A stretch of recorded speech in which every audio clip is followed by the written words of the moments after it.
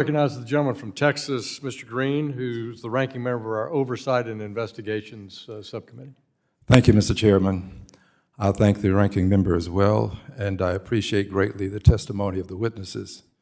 Mr. Chairman, I concur with what you said about persons being priced out of the American dream. And I would add this. There are people who are not only priced out of the American dream for all of the reasons that have been called to our attention here today, but they're also priced out for another reason. And that reason is invidious discrimination, very well known as racism.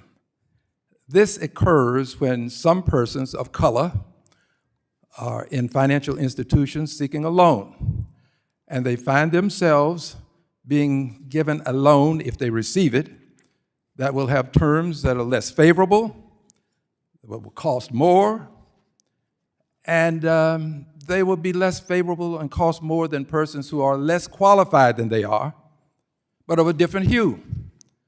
This invidious discrimination is something that I contend can be dealt with, and I'll deal with that in just a moment. But for now, I would like to just call to your attention, Mr. Hamilton, that this appears to be the case. Do you concur with my premise? We need an honest reckoning with our history and recognize what you said as true and validated with lots of evidence.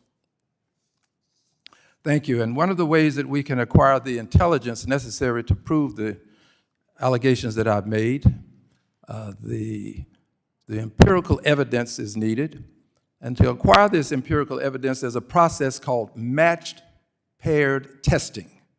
This is where you take persons who have similar qualifications and you send them out into a lending institution. Similar qualifications, but of different hues.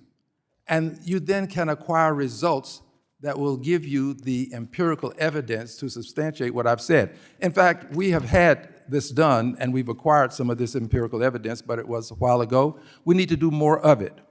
This is a problem that has a solution, if we would but only embrace it. The way is here for us. The question is, do we have the will?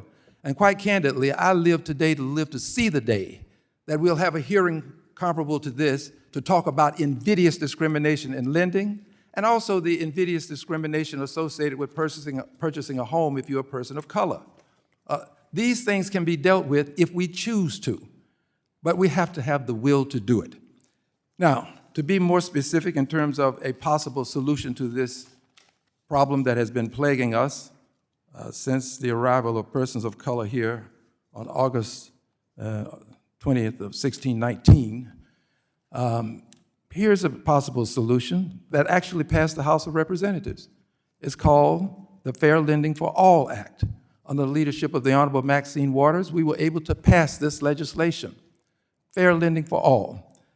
This bill would create the Office of Fair Lending Testing in the Consumer Financial Protection Bureau that is under assault currently. It would be charged with testing creditors' compliance with ECOA. The bill would also create criminal penalties under federal law for knowing and willful discrimination by lenders when a person is applying for credit. Doesn't matter what your color are. If you're discriminated against because of your color, you ought to pay a penalty. Currently, persons who defraud the bank will suffer a penalty if found guilty. That penalty can be $1 million in fines, and you can be imprisoned for up to 30 years. Well, no such thing exists if the bank somehow defrauds you with invidious discrimination. This bill would have, if passed, afforded persons who are found to have been discriminated against a penalty against the lender in the amount of up to $50,000 and imprisonment for up to a year. Hardly the same as what happens if you defraud the bank. But at least it would give us something that would act as a deterrent. I do believe that if we had the will, we could eliminate much of what we call invidious discrimination. But we just don't have the will. We deal with all of the other problems, and people of color have to suffer them. But they also suffer from invidious discrimination in this the great country that we all know and love.